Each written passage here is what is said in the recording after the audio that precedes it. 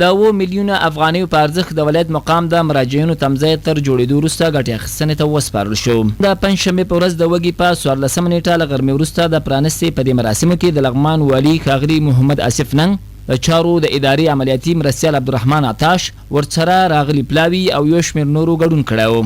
د چارو د ادارې د لغمان ولایت د تصدۍ بنایي ساختماني دستګاه مسؤل انجینر عبدالرحیم میاخیل د معلوماتو له مخې چې د لغمان ولایت مقام د مراجعینو تمځای چې 7 میلیونه افغانۍ پرې لګښت راغلی د یو حال او تشنابونو لرونکی دی چې په یو وخت کې پکې نږدې 300 کسان ځایږي.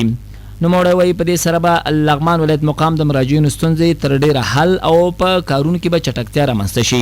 په همدې حال کې د لغمان والي د جمهور رئیس محمد اشرف غني او د چارو ادارې له ټولو همکارانو څخه مننه وکړه چې لغمان ولایت د بیا رغونې لپاره ځانګړې پاملرنه لري.